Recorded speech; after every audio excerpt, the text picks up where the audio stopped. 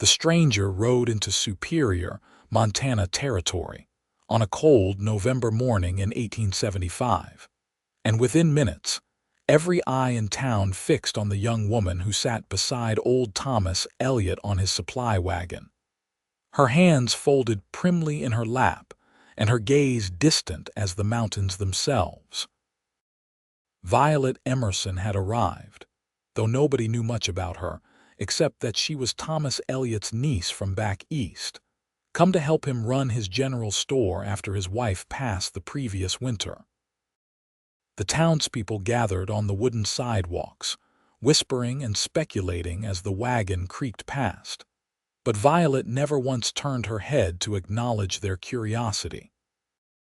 She simply sat there, still as stone, her dark hair pulled back beneath a modest bonnet, her lips pressed together in a thin line that suggested she had no intention of breaking her silence anytime soon. "Good morning, Miss Emerson," called out Margaret Fletcher, the banker's wife, waving enthusiastically from outside the millinery shop. Violet's eyes flickered in her direction, and she offered the barest nod before looking away again. Margaret's smile faltered, and she turned to her companion with raised eyebrows. "Well, I never," Margaret muttered, loud enough for several people to hear. "Not even a proper greeting." Thomas Elliot pulled the wagon to a stop outside his general store, a sturdy building with freshly painted letters proclaiming Elliot's Dry Goods across the front. He climbed down with the stiffness of a man past 60 and came around to help his niece descend. Violet took his offered hand and stepped down gracefully, her traveling dress dusty from the long journey but her posture impeccable. She stood there for just a moment, taking in the town with those quiet, watchful eyes, and then followed her uncle inside without a word. By noon, the complaints had already begun. "She did not say a single word when I welcomed her," Margaret told anyone who would listen over lunch at the hotel restaurant.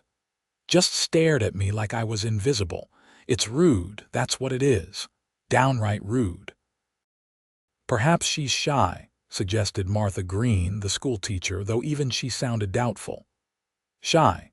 She's not shy, she's too quiet, unnaturally so. I watched her through the store window for 10 minutes and she never opened her mouth once. Just moved around arranging things while poor Thomas tried to make conversation. It's peculiar." The talk spread through Superior like wildfire through dry grass. By evening, everyone had an opinion about the strange, silent girl who had come to live among them. Some thought she was simple-minded. Others suggested she was putting on airs, thinking herself too good for the rough frontier town. A few wondered if she might be mute, though Thomas insisted his niece could speak just fine when she had a mind to. "She's just been through a difficult time," Thomas explained to Sheriff William Doyle when questioned about his niece's behavior. "Lost her parents to scarlet fever last spring. She needs time to adjust, that's all." But time did little to change Violet's ways. Days turned to weeks, and she remained as silent as ever. She worked diligently in the store, keeping the shelves neat and the floors swept, managing the accounts with surprising skill, but she spoke only when absolutely necessary, and even then in the softest of whispers. Customers found it unnerving. They would ask her questions, and she would nod or shake her head, or occasionally write out a response on a piece of paper kept behind the counter for that purpose. "It's not right," declared Harold Mitchell, who owned the saloon. "A young woman ought to be sociable. How's she going to find a husband if she won't even talk?" "Maybe she does not want a husband," suggested Martha Green, but Harold just laughed at that notion. "Every woman wants a husband, especially out here. What else is she going to do?" The townspeople tried in their own ways to draw Violet out. The ladies invited her to their sewing circles and church socials. The younger men tipped their hats and offered compliments about her pretty hair or her neat dress. Children waved at her on the street. But Violet remained locked in her silence, polite but distant, present but somehow not really there at all. It frustrated them. It confused them, and eventually it annoyed them. "She's too quiet," became the common complaint heard throughout Superior. "There's something wrong with a person who won't talk. It's not natural." Violet heard the whispers and saw the disapproving looks, but she did not change. She could not change. The silence that wrapped around her was not a choice but a refuge, a safe place she had retreated to after watching her parents die, after enduring the pitying stares and empty condolences, after being passed between relatives who did not want the burden of a grieving young woman. Words felt like weapons that could wound her further, so she had learned to live without them, and now she found she preferred the quiet. Her uncle understood, or at least he tried to. He let her be, grateful for her help and her company, asking nothing more than her presence. But even Thomas worried about her future. He was not getting any younger, and when he was gone, what would become of his silent niece? Winter settled hard over Superior that year, bringing snow that piled high against the buildings and winds that howled down from the mountains like hungry wolves. The town drew in on itself, people venturing out only when necessary, spending long evenings huddled around stoves and fireplaces. Violet found the winter suited her. The cold gave everyone an excuse to hurry about their business without stopping to chat, and the early darkness meant fewer hours she had to endure the stares and whispers. It was on one of those dark December afternoons that she first saw him. She was sweeping the front steps of the general store, her breath forming clouds in the frigid air, when she heard the sound of heavy footsteps crunching through the packed snow.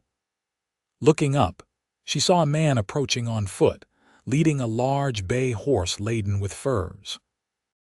He was unlike anyone she had ever seen, built like the mountains themselves, all broad shoulders and powerful muscles evident even through his heavy coat. His hair fell past his shoulders, dark as a raven's wing and partially obscured by a fur hat. A thick beard covered the lower half of his face, but she could see his eyes, gray as winter sky and just as intense. He nodded to her as he passed, and she found herself nodding back before she could think better of it. Then he was inside the store, and she heard her uncle's voice raised in genuine pleasure. "Henry Vaughn, as I live and breathe, did not expect to see you down from the mountain until spring." "Needed some supplies," came the response, a deep voice that seemed to rumble up from somewhere profound. "And I had furs to trade." Violet finished her sweeping and came back inside, carefully stomping the snow from her boots. The mountain man stood at the counter, and she could see him properly now in the lamplight. He was even larger than she had first thought, easily 6.5 feet tall, with hands that looked like they could snap logs in half. Yet there was something careful in the way he moved, a deliberate gentleness that suggested he was well aware of his own strength. "This is my niece, Violet," Thomas said, gesturing toward her. "Violet, this is Henry Vaughn, best trapper in the territory, though he's too modest to say so himself." Henry turned those gray eyes on her, and Violet felt something shift in her chest, like ice cracking on a frozen river. He studied her for a long moment, then nodded once. "Miss Emerson," he said, and that was all. She nodded back, unable to tear her gaze away from him. He did not seem to expect anything more. He simply turned back to her uncle and began discussing his trade, pulling out magnificent pelts from the bundle he carried, beaver and mink and fox, all expertly prepared. Violet moved to her usual post behind the counter, pretending to work on the accounts while actually watching the mountain man from beneath her lashes. There was something calming about his presence, something solid and real that made the store feel smaller and warmer. He spoke little, using only the words necessary to conduct his business, and she appreciated that economy of speech. So many people filled the air with meaningless chatter, but this man seemed to understand that silence could be valuable too. The transaction took the better part of an hour. Henry needed flour and salt and coffee, ammunition and tobacco, some new tools to replace ones that had broken. Thomas gathered everything, and the two men negotiated a fair trade with the ease of long acquaintance. Through it all, Violet remained at her work, listening to the quiet conversation, stealing glances at the mountain man who seemed so completely at ease in his own skin. Finally, Henry packed his purchases into a large canvas bag and hefted it onto one shoulder as though it weighed nothing. He shook hands with Thomas, then surprised Violet by turning to her. "Pleasure to meet you, Miss Emerson," he said, touching the brim of his hat. She managed a small smile and a nod, and to her astonishment, he smiled back. It was barely visible beneath the beard, just a slight crinkling around his eyes, but it transformed his entire face. Then he was gone, ducking through the doorway and disappearing into the snowy afternoon. "Good man, Henry," Thomas said, returning to the counter. "Lives up in the high country, has a cabin about 15 miles north of here. Comes down a few times a year to trade. Known him for going on 10 years now." Violet nodded, still staring at the door where Henry had vanished. Her uncle chuckled. "Not much for talking either, that one. Suits him, though. Mountain life is quiet work." That night, lying in her narrow bed in the room above the store, Violet found herself thinking about the mountain man. She tried to picture his cabin, imagining it nestled in some hidden valley, smoke rising from its chimney into the clear mountain air. She wondered what it would be like to live so removed from other people, to have only the wind and the trees and the animals for company. Part of her thought it sounded lonely, but another part, the part that felt raw and exhausted from months of unwanted attention, thought it sounded like paradise. The next day brought fresh complaints about her silence. She was working in the store when Margaret Fletcher came in with 2 other ladies, all of them chattering like magpies. They selected fabric and thread, taking their time about it, clearly hoping to engage Violet in conversation. "Such lovely weather we are having," Margaret said brightly, though the wind was rattling the windows and snow was falling steadily. "Do you not think so, Miss Emerson?" Violet nodded, continuing to fold a bolt of calico. "My daughter Clara is having a party next week. Nothing fancy, just some young people getting together for games and refreshments. You should come. It would be good for you to make some friends your own age." Violet looked up and offered a small smile but said nothing. Margaret's expression tightened. "It is polite to give a verbal response when someone invites you somewhere," she said, her voice growing sharp. Violet felt heat rise in her cheeks. She opened her mouth, trying to force words past the tightness in her throat, but nothing came out. The 3 women stared at her, waiting, and the silence stretched unbearably. "She's too quiet," one of the other ladies whispered, loud enough for Violet to hear. "I told you, it's unnatural." Thomas emerged from the back room, sensing trouble. "Can I help you ladies with anything else?" Margaret pursed her lips. "We were just leaving. Good day, Thomas." She gathered her purchases and swept out, her companions following, all of them shaking their heads and muttering. After they left, Thomas came to stand beside Violet. "Do not let them bother you," he said gently. "Some people just cannot understand that everyone is different." But their words did bother her. That night, Violet lay awake wondering if there was something truly wrong with her. Other people seemed to navigate the world so easily, chatting and laughing, making friends and forming connections.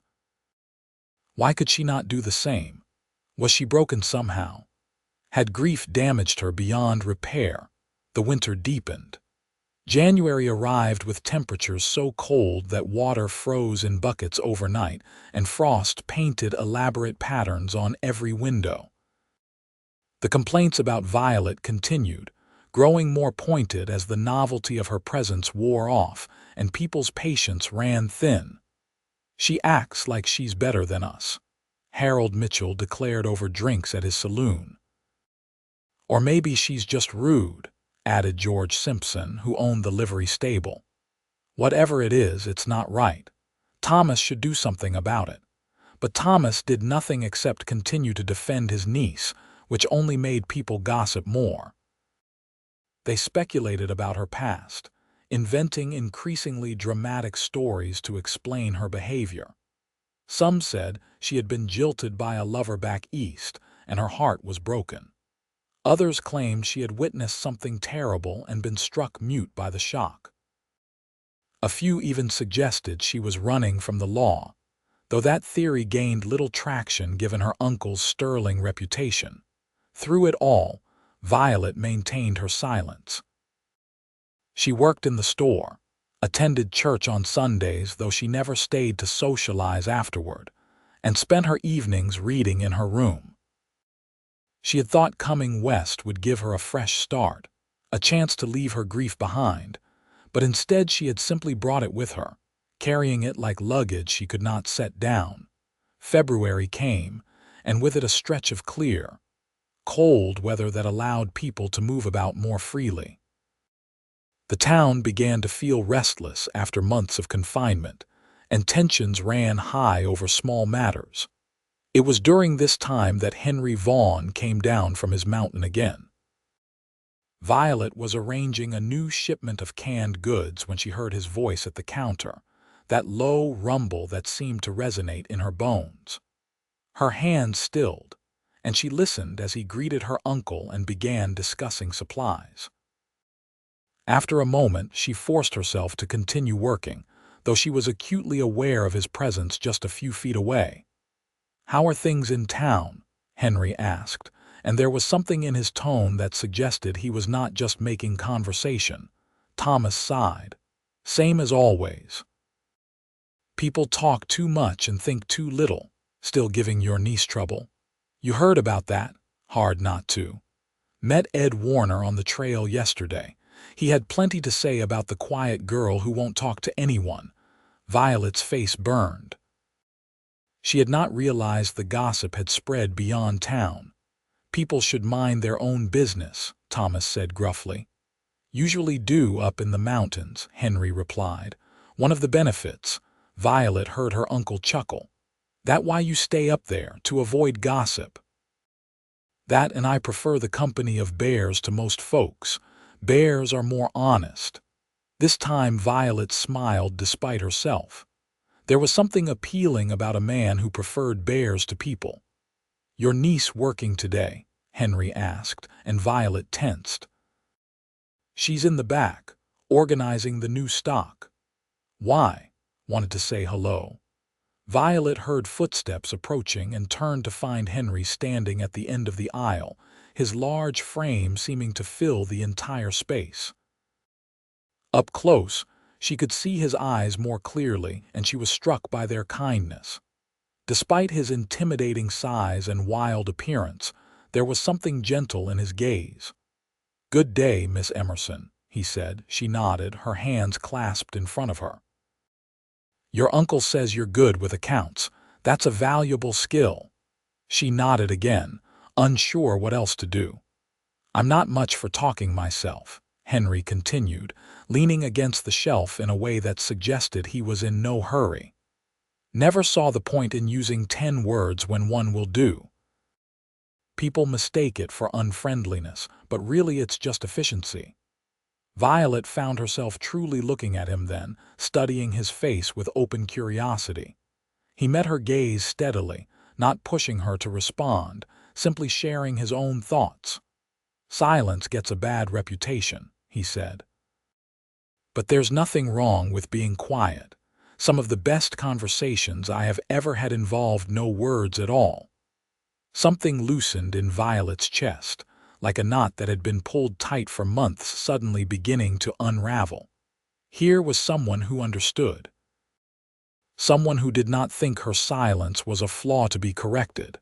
"Anyway," Henry said, straightening up, "I just wanted to tell you that. Figured you might need to hear it, given how folks in town have been carrying on." He touched his hat brim. "Have a good day, Miss Emerson." He walked back toward the front, leaving Violet standing among the canned goods with tears prickling at the corners of her eyes. It was the kindest thing anyone had said to her since she arrived in Superior. She followed him after a moment, returning to her post behind the counter. Henry was settling his account with her uncle, but his eyes flickered to her occasionally, and each time she felt that strange sensation in her chest, like something coming alive after a long hibernation. "Will you be heading back up today?" Thomas asked. "Tomorrow morning." Wanted to get a hot meal and a real bed for one night. Winter's hard on old bones. "You are not old. What are you, 32? 33? 34 come March, but mountain living ages a man fast." Thomas laughed. "You look fit enough to wrestle a grizzly and win." "Rather not test that theory." Henry gathered his purchases, then paused. "I'll be coming down again in a month or so, assuming the weather holds. Need anything special, you just make a list." "Will do. You take care up there. Always do." Henry turned to leave, and Violet felt a surge of something she could not quite name, a desperate need to make him stay just a little longer. Without thinking, she reached out and touched his arm. He stopped immediately, looking down at her small hand on his massive forearm, then up at her face. For a moment, they simply stared at each other, and Violet felt like he could see straight through to her soul. Then, moving slowly as though afraid of startling her, Henry covered her hand with his own. "It's going to be all right," he said quietly, so softly that her uncle could not hear. "You're stronger than you know." Then he was gone, the door closing behind him with a soft jingle of bells, and Violet was left staring after him with her hand still raised, the warmth of his touch lingering on her skin. Thomas came to stand beside her. "He's a good man," he said. "One of the best I have ever known. Lives a hard life, but he chose it. Says he feels closer to God in the mountains than he ever did in a church." Violet nodded, still watching the empty doorway. "He lost his family young," Thomas continued.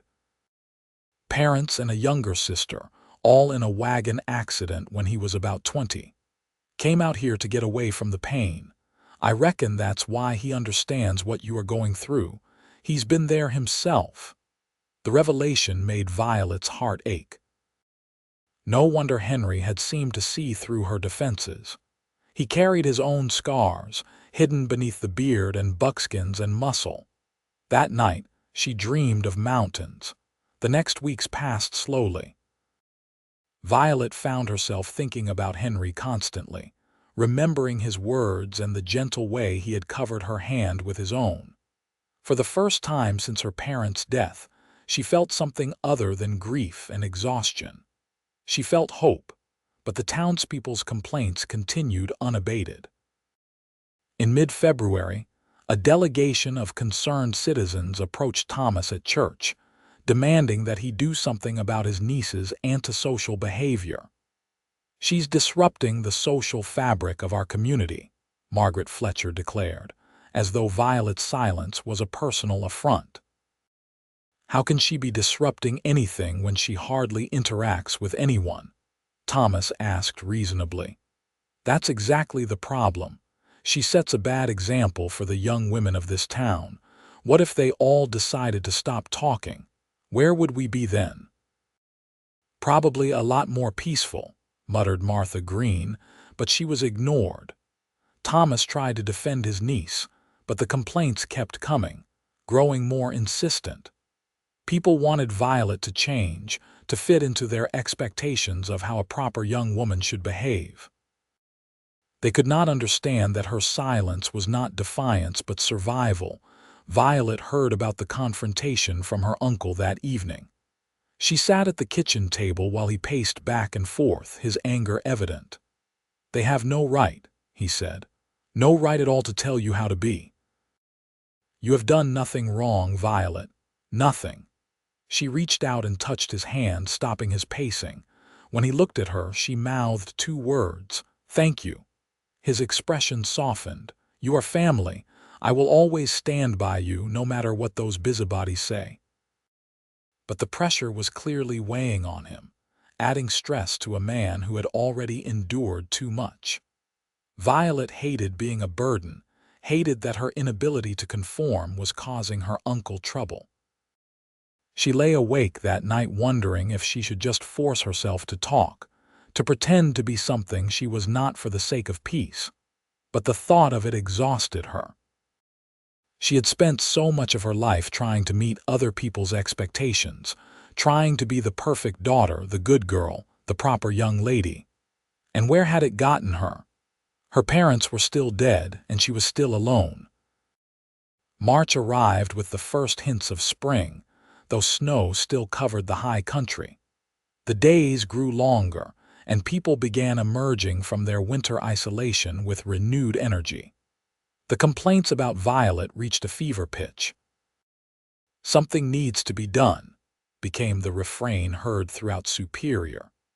It was during this tumultuous time that Henry Vaughn came down from his mountain for the 3rd time. He arrived on a bright morning when the sun sparkled on the melting snow and the air smelled of pine and possibility. Violet was sweeping the front steps when she saw him walking up the street, and her heart leaped in a way that both thrilled and terrified her. He nodded to her, that same slight smile crinkling the corners of his eyes, and she found herself smiling back more broadly than she had in months. He looked good, healthy and strong, though she noticed his buckskin jacket was worn thin in places and his boots needed mending. "Morning, Miss Emerson," he said, his deep voice washing over her like warm water. She nodded, clutching the broom handle and wishing desperately that she could think of something to say, some way to express how much his words during his last visit had meant to her. "Your uncle inside." She nodded again and stepped aside so he could enter. But instead of walking past her, Henry paused. "I've been thinking about you," he said, so quietly that she almost did not hear him. "Hoping you are doing all right." Violet felt her cheeks flush. She opened her mouth, and to her astonishment, words actually emerged, rusty and soft but real. "Thank you." Henry's eyes widened slightly, and his smile grew. "You have a nice voice," he said. "Worth the wait." Then he went inside, leaving Violet standing on the steps with her heart pounding and a strange, bubbling feeling in her chest that might have been joy.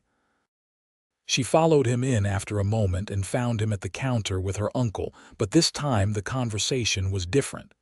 Henry was asking about her specifically. "How is she really doing, Thomas? The truth?" Her uncle sighed. "Not well, to be honest. The town has been hard on her. People keep complaining, saying she needs to change. It's wearing her down." "That's foolish. She does not need to change. They need to open their eyes. Try telling them that." "Maybe I will." Violet approached the counter slowly, curious about where this conversation was going. Henry saw her and turned to face her fully. "Miss Emerson, I was wondering if you might do me a favor." She raised her eyebrows questioningly. "I have some furs that need finishing work, delicate stuff that my rough hands are not good for. Your uncle says you are skilled with a needle. Would you be willing to come up to my cabin and help me? I would pay you fair wages, of course." Violet's eyes widened. Go to his cabin, into the mountains. The thought was both terrifying and intensely appealing. "Now hold on," Thomas said. "That is not proper, Henry. A young woman going alone to a bachelor's cabin." "Nothing improper about it," Henry replied calmly. "I need help with work. She's qualified to do it, and it would get her out of town for a while. Give both her and the gossips a break from each other." Thomas looked at his niece. "What do you think, Violet?" She hesitated. The proper thing would be to refuse to stay in town and keep trying to fit in. But when had doing the proper thing ever made her happy? "I would like to go," she said softly, and both men looked surprised to hear her speak. "You are sure?" Thomas asked. She nodded firmly. "Then it is settled," Henry said. "We can leave tomorrow if that suits you. Trip takes most of a day on foot, so we would need to start early." "On foot?" Thomas asked. "You did not bring your horse, needed him to carry supplies last time, left him at the cabin." "We can manage the walk as long as Miss Emerson is up for it." "I can walk," Violet said, and this time her voice came out stronger. Henry's smile was like sunshine breaking through clouds. "Good. Pack warm clothes and good boots. Mountains are cold this time of year, even with spring coming." The rest of the day passed in a blur. Thomas helped Violet prepare for the journey, packing supplies and warm clothing into a knapsack. The townspeople got wind of the plan and showed up at the store in groups, all of them scandalized. "You cannot let her go off alone with that mountain man," Margaret Fletcher insisted. "What will people think?" "I think it is her business," Thomas replied firmly. "And Henry is a gentleman. I trust him completely. But the impropriety—" "The impropriety is people trying to control a grown woman's choices. Violet is 20 years old. She can make her own decisions." Margaret sputtered but could not argue with that logic. She left in a huff, already spreading the news throughout town. By evening, everyone in Superior knew that the quiet girl was going up the mountain with Henry Vaughn, and the speculation ran wild. Violet ignored it all. For the first time since arriving in town, she felt genuinely excited about something. The prospect of leaving Superior, even temporarily, felt like a weight lifting from her shoulders.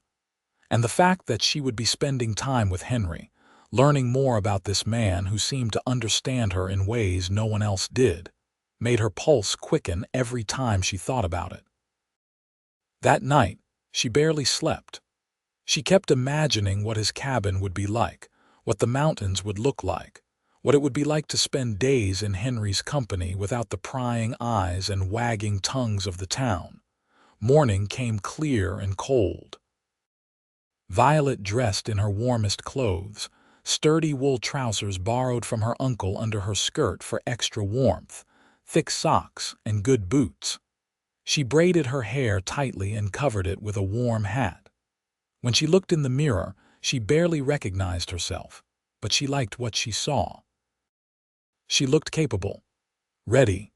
Henry arrived just after dawn carrying his own pack and a rifle. He looked her over with approval. "You will do fine," he said. "Ready," she nodded. Thomas hugged her tightly. "You be careful up there, and Henry, you take good care of her." "On my life," Henry said solemnly, and the weight of that promise hung in the air. They set out as the sun was rising, painting the mountains gold and pink. Violet took one last look at Superior, at the little town that had been so unwelcoming, and then turned her face toward the high country without a backward glance. The walk was harder than she had anticipated. The trail climbed steadily, winding through thick forest and across frozen streams. Henry set a steady pace, not too fast but not dawdling either, and Violet pushed herself to keep up. Her legs ached and her lungs burned in the thin mountain air, but she refused to complain or ask to stop. Henry seemed to sense her limits without being told. Every hour or so, he would pause, ostensibly to check their direction or take a drink from his canteen, giving her time to catch her breath. He did not coddle her or treat her like she was fragile, but he was considerate in ways that made her heart warm. They stopped for lunch by a small waterfall, the water flowing swift and clear over smooth rocks. Henry built a small fire and heated coffee, then shared bread and dried meat from his pack. They ate in companionable silence, and Violet realized she felt more at ease than she had in months. "Beautiful up here, is it not?" Henry said, gazing at the forest around them. Violet nodded, taking in the towering pines and the patches of snow glittering in the shadows. "This is why I stay," he continued. "People down in town think I am strange for choosing this life. But up here, everything makes sense. The rules are simple. Work hard, respect the land, and it will provide what you need." "No judgment," Violet said softly. Henry looked at her, his gray eyes intense. "Exactly. No judgment, no expectations. Just you and the mountain, honest with each other." "Sounds perfect. It has its challenges. Winter is hard. Isolation can wear on a person, but for me it is worth it." He paused. "What about you? What brought you out west?" Violet was quiet for a long moment, marshaling her thoughts and her courage. "My parents died," she finally said. "Scarlet fever. I watched them both waste away, and I could not help them. After they were gone, I stayed with relatives, but they did not really want me. I was just a burden, another mouth to feed, a sad reminder of my parents. When Uncle Thomas wrote and offered me a place here, I took it. But the town has not been kind. No, they want me to be someone I am not, someone chatty and friendly and normal. I tried at first, but I just cannot do it. The words do not come." Henry nodded slowly. "I understand. After my family died, people kept telling me I needed to talk about it, that I needed to share my feelings and seek comfort from others. But talking about it just made the pain worse. So I stopped, came out here where nobody expected anything from me." "Do you ever regret it?" The silence. "No. The isolation, sometimes. It would be nice to have someone to share this with." He gestured at the mountains around them. "But the right person is rare. Most folks cannot handle the quiet." Their eyes met, and something passed between them, an understanding too deep for words. They continued hiking after lunch, climbing higher into the mountains. The air grew colder and the snow deeper, but Violet found she did not mind. There was something cleansing about the cold, something pure about the untouched snow and the silent forest. Late in the afternoon, they rounded a bend and Henry pointed ahead. "There," he said. "Home." His cabin sat in a small clearing, backed up against a cliff face that protected it from the worst of the mountain winds. It was larger than Violet had expected, built from thick logs with a solid stone chimney and real glass windows.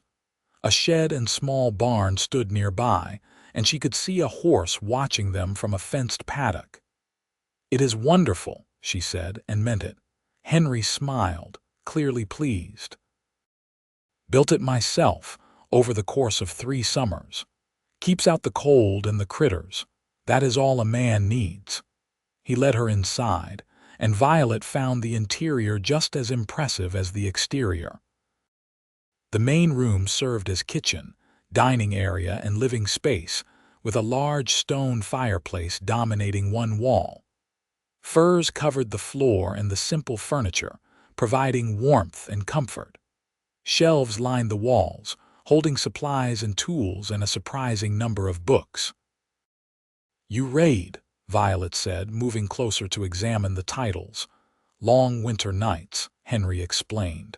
"Books are good company when there is nobody else around." He set down his pack and began building up the fire. "You can have the bedroom. I will sleep out here. I cannot take your bed." "You can and you will. I sleep out here half the time anyway, by the fire. More convenient." He gave her a look that said he would not argue about it. Violet explored the cabin while Henry got the fire going and started preparing dinner.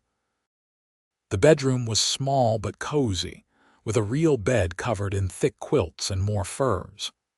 Everything was neat and well maintained, showing a level of care she had not expected from a man living alone in the wilderness. Dinner was simple but good. Venison stew with vegetables and fresh bread that Henry had apparently baked that morning before coming down to town. They ate at the rough-hewn table, and Violet found herself relaxing completely for the first time since she could remember. "The furs that need work are in the shed," Henry said. I will show you tomorrow. No hurry, you should rest after that hike. I am not that tired. You hiked 10 miles uphill. You are tired. You are just too stubborn to admit it. But he said it with a smile that took any sting from the words. Violet smiled back. Maybe a little tired. Sleep as late as you want tomorrow. Mountain time is different from town time. We work when there is work to do and rest when we need to rest. That night, lying in Henry's bed surrounded by the smell of pine and wood smoke and something distinctly masculine, Violet felt safer than she had since her parents died. The silence of the mountains wrapped around her like a blanket, broken only by the occasional hoot of an owl or the distant howl of a wolf. But those sounds did not frighten her. They felt honest, natural, part of the rhythm of the wild places. She fell asleep thinking about the man in the next room, this gentle giant who had somehow seen past her silence to the person underneath. Morning came with sunlight streaming through the window and the smell of coffee and bacon. Violet dressed quickly and emerged to find Henry already up and working, the cabin warm and the table set for breakfast. "Morning," he said. "Sleep well. Better than I have in months. Mountain air does that, and the quiet. Nothing like silence to help a person rest." They ate breakfast together, and then Henry showed her the shed where he kept his furs and tools. There were dozens of pelts in various stages of preparation, some still raw and some beautifully finished. He pointed to a pile that needed detailed work. "These need the edges trimmed and cleaned, then soft leather backing sewn on. Delicate work. I keep tearing them with my big hands." He held up his hands ruefully, and Violet could not help but laugh at his expression. "I can do it," she said. "Will you show me what you want?" He demonstrated on one pelt, his large hands surprisingly deft despite his protests. Violet watched carefully, then tried it herself under his guidance. It was indeed delicate work, requiring patience and precision, but she found she enjoyed it.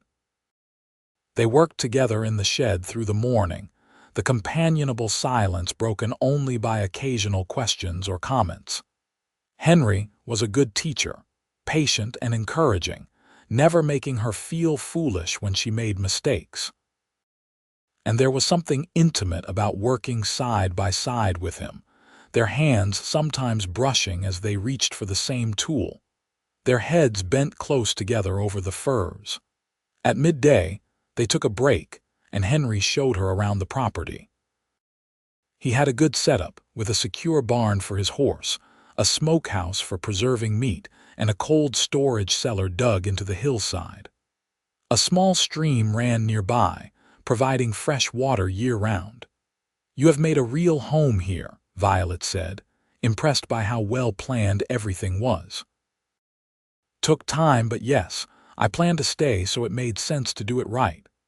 "Do you ever get lonely?" Henry was quiet for a moment. "Yes," he finally admitted.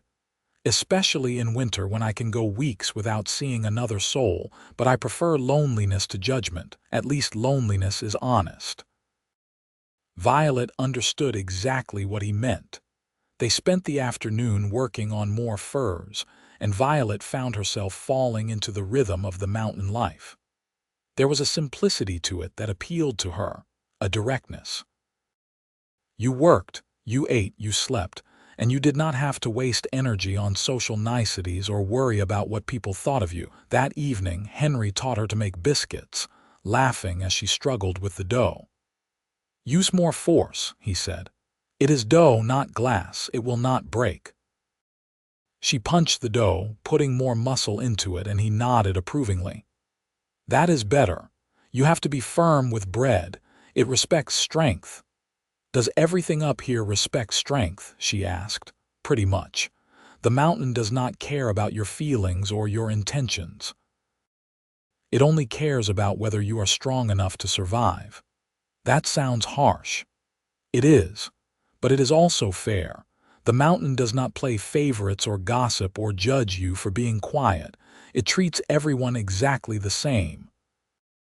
They ate dinner by the fireplace, and afterward Henry pulled out a harmonica and played soft, melancholy tunes while Violet darned a pair of his socks that had worn through. The domestic scene felt strangely natural, as though they had been doing this for years rather than days. "Can I ask you something?" Henry said during a pause in his playing. "Of course. What made you agree to come up here? You did not know me, not really. Were you not afraid?" Violet considered the question carefully. "I was not afraid," she finally said. "You were the first person since I arrived in Superior who did not try to change me. Everyone else wanted me to talk more, smile more, be more sociable, but you just accepted me as I was. That meant something." Henry nodded slowly. "I saw myself in you, I suppose. Someone hurt by loss trying to find a way forward, and I thought maybe being up here, away from all those people with their opinions, might help you breathe easier. It has. I feel more like myself here than I have in a year." "Good. That is good." The days fell into a comfortable pattern. Violet worked on the furs, learning more about the process and becoming more skilled with each piece. Henry handled the heavier work, checking his trap lines, hunting, chopping wood, maintaining the property. But they always found time to work together, to share meals and conversation, to simply exist in the same space. And Violet talked more up there on the mountain than she had in months in town. With Henry, the words came easier because she knew he would not judge her, would not expect more than she could give. Sometimes they talked about serious things, sharing stories of their losses and fears. Other times they spoke of simple matters, the weather or what to make for dinner, or whether the horse needed new shoes. But often they did not talk at all, content to share silence. Those were Violet's favorite times, when they could simply be together without the pressure of filling the air with words. Henry seemed to understand that too. He would glance at her occasionally and smile, a look of contentment on his face that made her heart skip. She was falling in love with him. She realized it one evening about a week into her stay, watching him chop wood behind the cabin. The setting sun backlit his form, highlighting the play of muscles under his shirt as he swung the axe with easy power. He was beautiful in a rough, elemental way, like the mountains themselves, and she wanted nothing more than to be near him, to learn everything about him, to stay in this place forever. The thought terrified her. She had never been in love before, had never felt this pull toward another person. And the fact that it was Henry, a man who lived alone on a mountain by choice, made it even more complicated. What if he did not feel the same way? What if he saw her only as his friend's niece, someone he was helping out of kindness? She tried to hide her feelings, to maintain the easy friendship they had built, but it became harder with each passing day. Every time their hands touched or he smiled at her or spoke her name in that deep, gentle voice, she felt her resolve weaken. Henry seemed oblivious to her internal struggle. He treated her with the same careful kindness he always had, making sure she was comfortable and had everything she needed. But sometimes she caught him watching her with an expression she could not quite read, something intense and searching that made her wonder if perhaps he felt it too. 2 weeks into her stay, a late winter storm rolled in, dumping fresh snow and trapping them in the cabin for 3 days. Violet had been planning to head back to town soon, but the storm made travel impossible. She found she did not mind at all. They spent the storm days doing indoor work, Violet finishing the last of the furs while Henry carved new utensils and repaired equipment. The enforced closeness made her even more aware of him, of his presence in the small cabin, of the way he moved and spoke and simply was. On the second night of the storm, Henry finally broke the comfortable silence with a question that caught her off guard. "Will you go back to town?" Violet's hand stilled on the fur she was working. "I have to eventually. Uncle Thomas needs me at the store, but do you want to?" She looked up and found him watching her intently. "No," she admitted, "I do not want to go back. I am happier here than I have been in a very long time." "Then stay," her heart leaped. "What? Stay here? With me?" Henry set down the piece he was working on and stood, moving to kneel beside her chair so they were at eye level. "I know it is presumptuous, and we have not known each other long, but these past 2 weeks have been the best I have had since I came to this mountain. You fit here, Violet. You fit with me. Henry, I know you probably do not think of me that way," he continued, the words coming faster now as though he was afraid if he stopped he would lose his courage. "I am just some rough mountain man not fit for a lady like you, but I care for you. More than I thought I could care for anyone again, and I think maybe you might feel something too." Violet felt tears prickling at her eyes. "I do feel something," she whispered. "I have been trying not to, trying to be sensible, but I cannot help it. I think I am falling in love with you." Henry's expression transformed, hope and joy breaking across his face like sunrise. "Truly, truly." She reached out and touched his bearded cheek, feeling the rough texture under her palm. "You see me, Henry, the real me, not the person everyone else wants me to be." "How could I not fall in love with that?" He covered her hand with his own, pressing it against his face. "I see you because you are worth seeing. You are strong and skilled and more beautiful than any mountain sunrise. Your silence speaks volumes to me, Violet. It tells me you are thoughtful, careful, deep. Everything I have ever wanted and never thought I would find." Then he was kissing her, gentle at first but growing more passionate as she responded, her arms wrapping around his neck and pulling him closer. He lifted her from the chair as though she weighed nothing, cradling her against his broad chest, and she felt safe and cherished and completely, utterly loved. When they finally broke apart, both breathing hard, Henry rested his forehead against hers. "Marry me," he said. "Stay here and marry me and build a life with me on this mountain." "Yes," Violet said without hesitation. "Yes to all of it."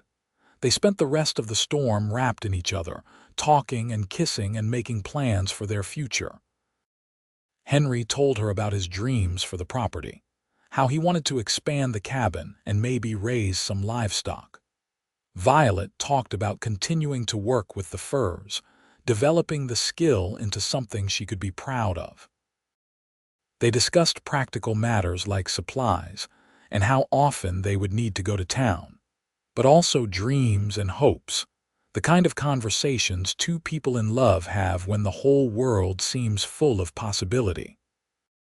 When the storm finally cleared, they made the trip down to Superior together, hand in hand. The news of their engagement spread through town within hours, and the reaction was mixed. Some people were scandalized that Violet had spent 2 weeks alone with Henry on the mountain. Others were relieved that the quiet girl would soon be someone else's problem. A few were genuinely happy for the couple, though those were in the minority. Thomas Elliot was delighted. "I had hoped something like this might happen," he admitted. "Henry is a good man, and you two suit each other." "You planned this?" Violet asked, surprised. "Not planned exactly, but I hoped. You were both so lonely, and I thought maybe you could help each other." He hugged his niece tightly. "I will miss you, but I am glad you found happiness." Margaret Fletcher, predictably, had a lot to say. She cornered Violet outside the general store one afternoon, her expression a mixture of disapproval and reluctant curiosity. "I heard you are marrying the mountain man," she said without preamble. "Yes, in 2 weeks. Are you certain this is what you want? Living up there in the wilderness, away from civilization? I am very certain. But what about friends? What about society? What about church?" Violet looked at the woman who had made her life miserable for months and felt only pity. "I have never felt more at peace than I do on that mountain," she said gently. "Henry is all the company I need, And as for church, I feel closer to God among the pines than I ever have in a building." Margaret did not know how to respond to that. She sputtered for a moment, then walked away shaking her head. The wedding was held in the small church in Superior, attended by Thomas, a few of Henry's trading partners, and Martha Green, who had always been kind to Violet. It was a simple ceremony, but Violet wore a pretty dress that her uncle had ordered specially, and Henry looked handsome in clean clothes with his hair neatly tied back. When the preacher asked if anyone objected to the union, several people shifted uncomfortably, but no one spoke up. Violet and Henry exchanged vows in front of witnesses, their voices steady and sure. And when Henry kissed his bride, it felt like the most natural thing in the world. They spent one night in the hotel in Superior, then headed back up the mountain to begin their life together. Violet bid her uncle goodbye with tears in her eyes but joy in her heart. She would visit, of course, and they would come down to town for supplies, but the mountain was her home now. Their first months of marriage were everything Violet had dreamed of and more. She settled into the rhythm of mountain life completely, learning to hunt and trap alongside Henry, perfecting her fur work, keeping their cabin cozy and comfortable. Henry taught her to read the weather and the forest, to understand the language of the wild places. And they talked, endlessly, about everything and nothing. The silence that had protected Violet for so long gradually gave way to easy conversation with this man who understood her so completely. But they still treasured quiet moments too, working side by side without words, content in each other's presence.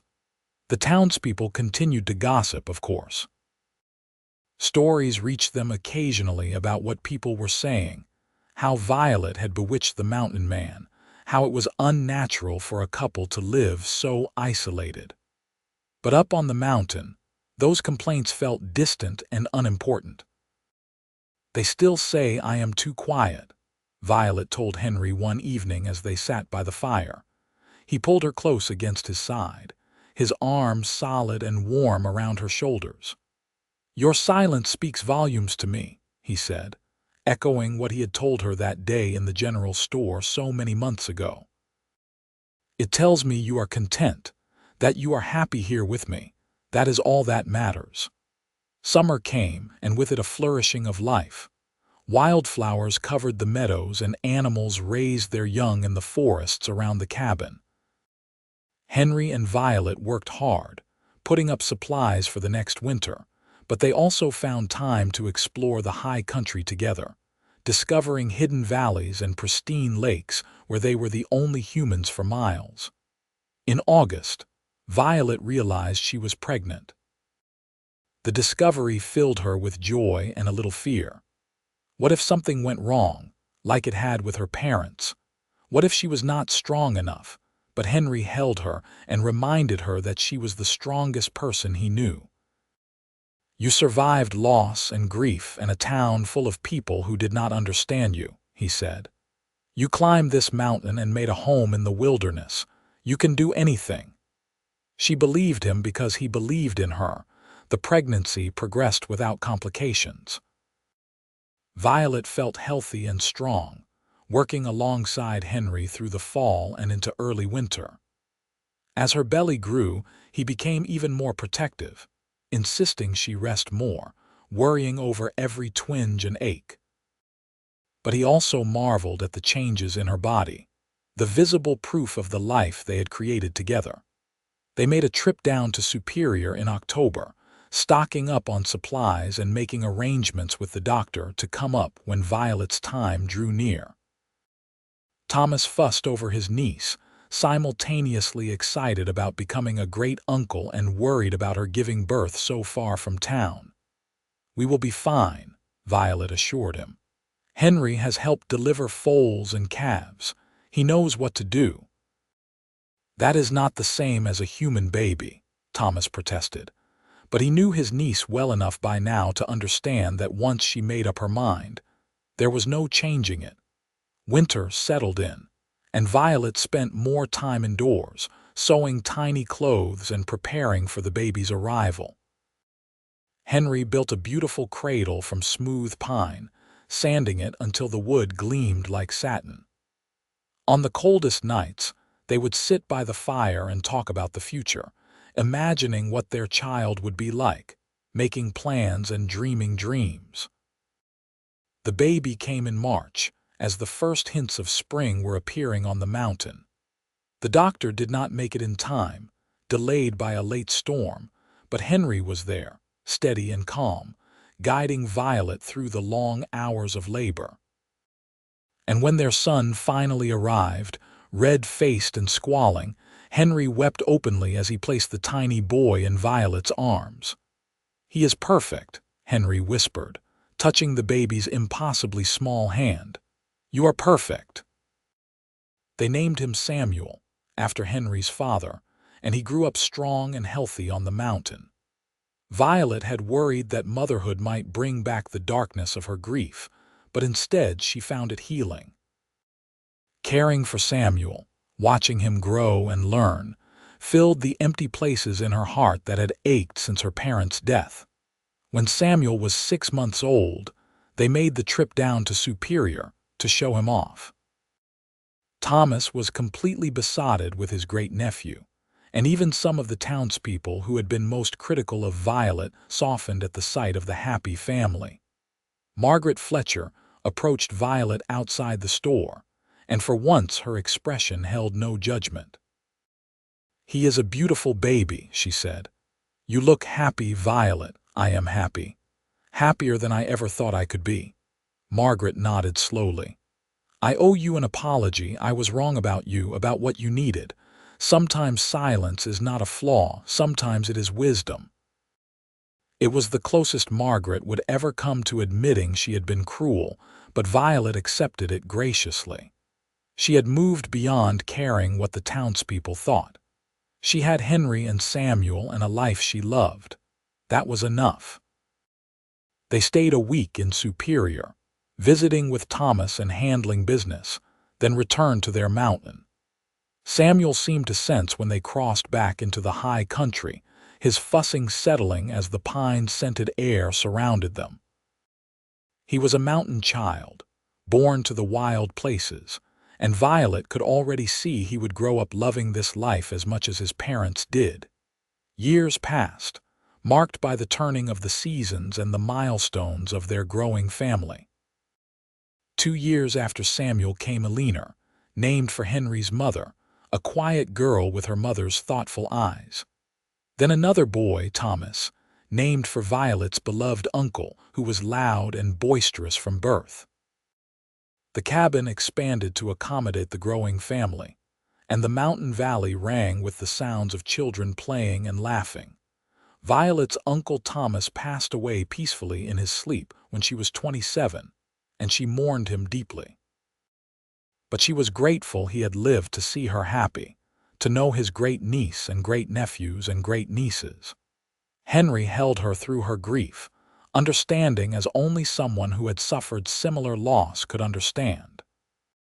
As the children grew, Violet taught them to read and write, to do sums and understand the world. Henry taught them to hunt and track, to read the mountain's moods and respect its dangers. But both parents made sure the children understood that everyone has their own way of being in the world, that some people are loud and some are quiet, and both are equally valuable. Samuel, in particular, seemed to have inherited his mother's preference for silence. He was a thoughtful, observant boy who could spend hours watching the forest or working on a carving with complete concentration. The younger children were noisier, but they learned early to respect their older brother's need for quiet, just as Henry had always respected Violet's. On her 30th birthday, Henry surprised Violet with a trip to a high alpine lake he had discovered, leaving the children with a trusted neighbor for 2 days. They camped beneath the stars, talking and making love and simply being together, the way they had in those early days when the world was just the two of them. "You ever miss town?" Henry asked as they lay wrapped in blankets watching the stars wheel overhead. "No," Violet said without hesitation. "I found everything I needed right here. No regrets about the quiet life." She turned to look at him, this man who had seen her when no one else could, who had loved her not despite her silence, but because of everything that silence represented. "My silence brought me to you," she said. "How could I ever regret that?" He kissed her then, deep and slow, and the only sound was the wind in the pines and the gentle lapping of water against the shore. More years passed. The children grew into adolescents, then young adults. Samuel, at 18, announced he wanted to stay on the mountain and build his own cabin in a neighboring valley. Eleanor, quieter and more artistic than her sister, talked about traveling to study art in a city. Thomas, the youngest, was still deciding what he wanted from life, but he was drawn to the wild places like his parents and older brother. Violet and Henry were in their late 30s now, their bodies marked by hard mountain living but their love stronger than ever. The years had turned Henry's beard gray and added lines to Violet's face, but when they looked at each other, they still saw the wounded young people who had found healing in each other's presence.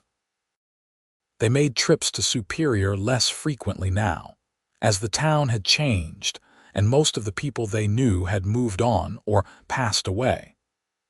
A new generation had grown up, people who knew only that the Vaughns were the family that lived in the high country and came down occasionally to trade. They were considered eccentric but harmless, and their children were polite and well-mannered, which went a long way toward earning the town's acceptance. One autumn day, when Violet was 38 and Henry 42, they were working together in their expanded cabin when Eleanor burst in, her face glowing with excitement. "There is a traveling artist in town giving lessons for 2 weeks. May I go, please?" Violet and Henry exchanged glances. Their middle child had been talking about leaving for years, but they had secretly hoped she would stay just a little longer. "Of course you may go," Violet said, hugging her daughter. "Follow your dreams, sweetheart. We will always be here when you need to come home." Eleanor left the next day, and the cabin felt emptier without her laughter and constant chatter. But Violet knew this was right, that children were meant to grow and find their own paths. She had done the same, after all, when she left her old life behind and climbed this mountain. Samuel built his cabin that winter with his father's help, a sturdy structure in a beautiful valley a few miles from his parents' home. He planned to trap and hunt, to live the solitary life he craved. But Violet noticed he made the cabin large enough for a family someday, and she smiled at the thought of grandchildren eventually filling these mountains. Thomas, at 14, was torn between the mountain life and curiosity about the wider world. He peppered his parents with questions about their lives before they married, about the places they had been, and the things they had seen. Violet shared stories of her childhood in the East, and Henry talked about his years of wandering before settling on this mountain. "You can be anything you want," Henry told his youngest son. "Mountain man, businessman, scholar. The choice is yours. Just make sure it is your choice, not something you do because others expect it." It was the same freedom he had given Violet all those years ago, the freedom to be herself without judgment, and she loved him even more for passing that gift to their children. As Violet approached 40, she found herself reflecting on the path her life had taken. If someone had told her at 18 that she would end up married to a mountain man, raising 3 children in the wilderness, she would have thought them mad. Her life had not turned out anything like she had planned, and yet it was more fulfilling than anything she could have imagined. She thought about the townspeople who had complained so bitterly about her silence, who had insisted she needed to change to be acceptable. Where were they now? Most had lived ordinary lives, following the expected patterns, doing what society demanded. Not unhappy, perhaps, but not truly alive either. Violet had chosen differently. She had followed her heart to this mountain, to this man, to this life. And in doing so, she had found herself. One summer evening, sitting on the porch with Henry while the sun painted the sky in shades of orange and pink, she tried to put it into words. "You remember what you said to me that first time in the general store, about my silence speaking volumes?" "I remember." "What did my silence tell you?" Henry was quiet for a long moment, watching the sunset. "It told me you were someone who thought before speaking, who valued words enough not to waste them, who had depths that loud people often lack." He turned to look at her, his gray eyes soft. "It told me you were worth knowing, worth waiting for, worth loving." Violet felt tears prick her eyes, even after all these years, even after everything they had shared. "I was so broken when I came here. We both were. That is what made us perfect for each other. We understood brokenness. We knew you do not fix it by pretending it does not exist. You fix it by accepting it, by finding someone who sees the cracks and loves you anyway. You did more than love me anyway. You loved me because of who I am, silence and all." "Always," Henry said, pulling her close. "Always." The children eventually found their own paths, as children do. Elinor did leave for a time, studying art in Denver, but she returned after 3 years with a husband, an artist like herself who fell in love with the mountains and painted them obsessively. They built a small house on the far edge of the Vaughn property, and Elinor filled it with light and color, and eventually 2 daughters who had their grandmother's quiet nature and their mother's artistic gifts. Samuel remained a bachelor for years, content with his solitary life, until a young woman from a neighboring valley came hunting in his territory, and they fell in love over a shared elk kill. She was as quiet and self-sufficient as he was, and they built a life together that involved more companionable silence than conversation. Thomas turned out to be the wanderer, the one who could not settle. He traveled widely, worked various jobs, and sent letters home describing his adventures. But he always came back to the mountain eventually, unable to stay away from the place where he was born. Henry and Violet grew old together on their mountain. The hard work kept their bodies strong even as gray hair and wrinkles marked the passage of time. They moved a little slower, needed more rest, but they still worked every day, still found joy in the simple rhythms of mountain life. Grandchildren came, 8 in total, and they filled the mountain valleys with noise and laughter. Violet loved them all fiercely, but she also appreciated when they went home and she and Henry could return to their quiet cabin, to the peace they had always treasured. On their 25th wedding anniversary, the entire family gathered for a celebration. The cabin and yard overflowed with people, 3 generations of Vaughns, along with some neighbors and friends from town. It was the largest gathering the mountain had ever seen, and the noise and commotion were overwhelming. But then, as the sun began to set, something remarkable happened. Samuel stood and raised his hand, and the entire crowd fell silent. The grandchildren who had been running and playing stopped and settled. The adults ceased their conversations. In the sudden quiet, Samuel simply nodded to his parents. Henry and Violet stood together on their porch, looking out at their family, at the life they had built from broken pieces. And in that moment of shared silence, more was communicated than words could ever convey. Love, gratitude, understanding, acceptance. Then the children began to play again. The adults resumed talking, and the celebration continued. But Violet knew she would remember that moment forever, the instant when her entire family honored the silence that had shaped their lives. Years continued to pass. Henry developed arthritis in his hands, making the detailed work of trapping more difficult. But he adapted, focusing on hunting and woodworking instead.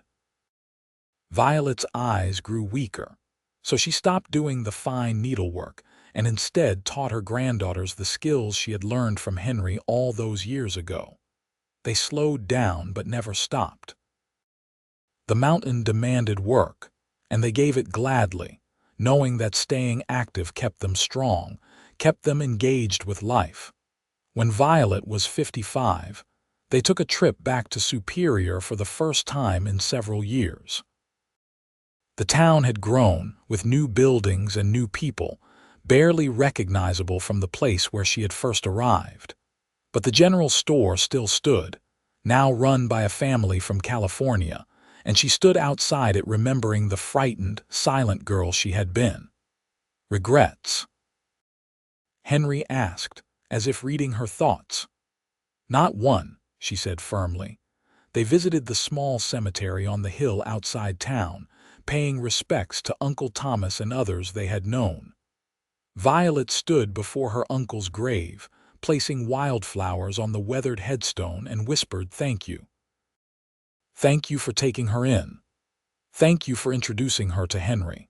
Thank you for understanding her in ways most people never did." On the way out of town, they passed the church where they had married, and on impulse, they stopped.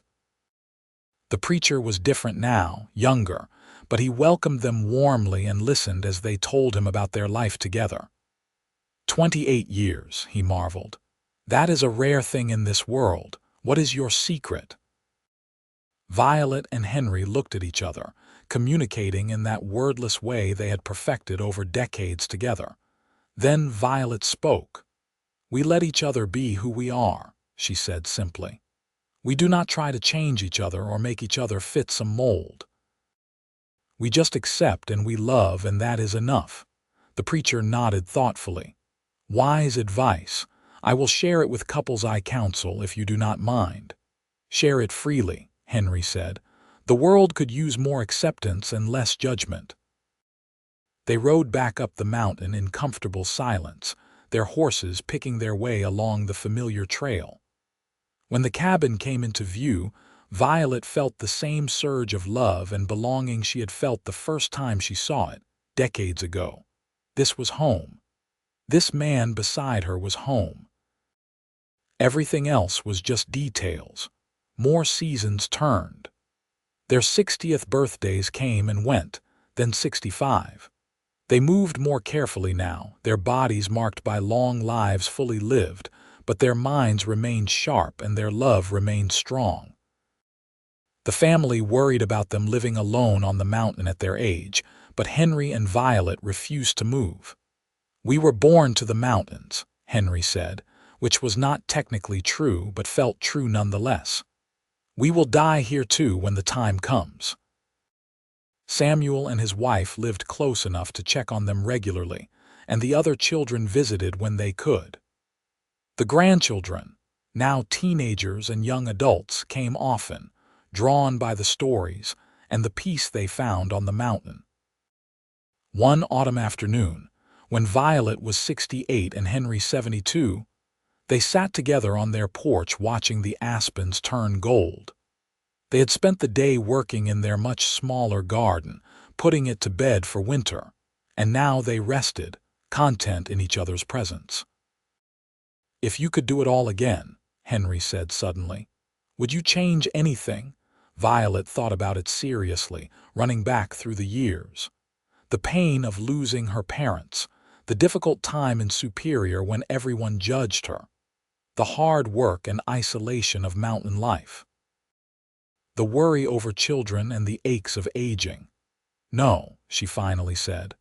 "I would not change a single thing, because all of it, even the hard parts, brought me here, to you, to this life, and I cannot imagine anything better."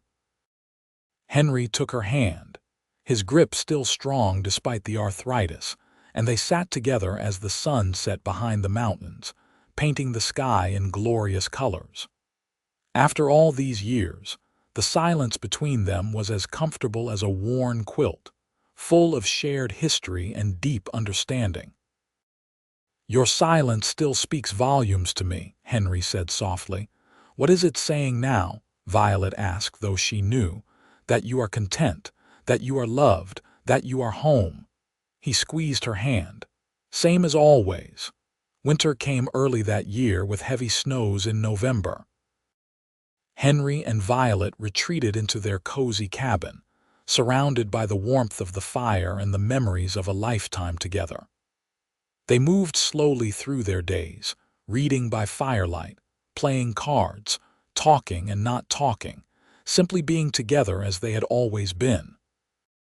On a clear December morning, Henry did not wake up. He passed in his sleep, peacefully with Violet beside him. She lay there for a long time after she realized he was gone, holding his hand, remembering everything they had shared. The family came when Samuel found them, arriving through the snow to say goodbye. They wanted to take Violet back to town, to one of their homes where she could be cared for, but she refused. "This is my home," she said firmly. "I will not leave it." "But mother, you cannot stay here alone," Elena protested. "Why not? I am not helpless. I can care for myself." "Then let one of us stay with you," Thomas suggested. "No, I appreciate the offer, but no." Violet looked around the cabin, seeing Henry in every corner, feeling his presence in every piece of furniture he had built. "I need to be alone here just for a while, to say goodbye properly." They understood, or tried to. Samuel stayed nearby, checking on her daily, but respecting her need for solitude. The grandchildren visited regularly, bringing supplies and firewood, making sure she was never truly alone even in her grief. The first weeks were the hardest. Violet had not realized how much of her identity was wrapped up in being Henry's wife, how much of her day revolved around him and his needs. Without him, she felt unmoored, drifting. But slowly, she found her way back to herself. She remembered who she had been before Henry, the quiet girl who found strength in silence. That girl was still there, older and wiser now, but fundamentally the same. And Henry had loved that girl, had seen value in her silence when the rest of the world saw only a flaw. She began to live for him, to honor his memory by continuing the life they had built together. She worked in the cabin and the yard, keeping everything maintained. She visited his grave daily, talking to him about the little things, the way she had when he was alive. And she found that in the silence of the mountain, she could still hear him. Not literally, but in the wind through the pines, in the call of the ravens, in the crackle of the fire at night. He was everywhere and nowhere, and she learned to find comfort in that. Spring came, and with it new life. The grandchildren visited more often as the weather improved, and Violet found joy in teaching them things Henry had taught her, passing on the knowledge and wisdom they had accumulated over decades of mountain living. On her 70th birthday, the entire family gathered again, filling the mountain valley with noise and love. Violet sat in her rocking chair, watching children who had not been born when she and Henry married, running and playing on the same ground where she had learned to trap and hunt and live. Samuel came to sit beside her as the sun set, placing a hand on her shoulder. "You did well, Mother. You and Father built something that will last." Violet looked around at her family, at the cabins dotting the valley, at the children carrying on the traditions she and Henry had established. She thought about the frightened, silent girl who had arrived in Superior all those years ago, unable to speak, unable to connect, certain she was broken beyond repair. That girl had found a man who loved her silence, who saw depth where others saw deficiency, who built a life with her in the quiet places where words were not necessary because understanding ran deeper than speech. "He saved me," Violet said softly. "Your father saved me." "No," Samuel said, squeezing her shoulder. "You saved each other. That is what love does." Violet lived 7 more years on the mountain, dying peacefully in her sleep at 77, surrounded by family but ultimately alone with her memories. They buried her beside Henry, in a quiet spot overlooking the valley, where the wind sang through the pines and the silence spoke volumes. Her children and grandchildren and great-grandchildren continued to live on the mountain, building cabins and lives, honoring the legacy she and Henry had created. The family became known throughout the territory for their quiet strength, their self-sufficiency, and their deep connection to the land. And sometimes, when the wind blew just right, people swore they could hear laughter echoing through the valleys, the sound of a man and a woman who had found in each other everything they needed, who had built a paradise from silence and understanding and love that refused to bow to judgment or expectations. The town of Superior continued to grow and change, eventually becoming a small city. But high in the mountains, the Vaughn family maintained the old ways, living simply and quietly, speaking when necessary but treasuring silence. They became the guardians of the high country, respected by all who knew them. And when people asked about the family's origins, about how they came to live this way, the story was always the same. It began with a girl who was too quiet, who the townspeople complained about until they gave up. And it began with a mountain man who said, "Her silence speaks volumes to me." Two broken people who found healing in each other, who built something beautiful from the pieces of their shattered lives, who proved that sometimes the loudest love is the one that needs no words at all. Their silence had indeed spoken volumes, volumes of love, of understanding, of acceptance. And that story echoed through generations, a reminder that being different is not being broken, and that the right person will love you not despite who you are, but because of it. The mountains stood eternal, keeping their secret and their story, sheltering the family they created and protecting the legacy they left behind. And in the quiet moments, when the wind stilled and the forest fell silent, you could almost hear it, the love story that began with silence and ended with a legacy that would never truly die.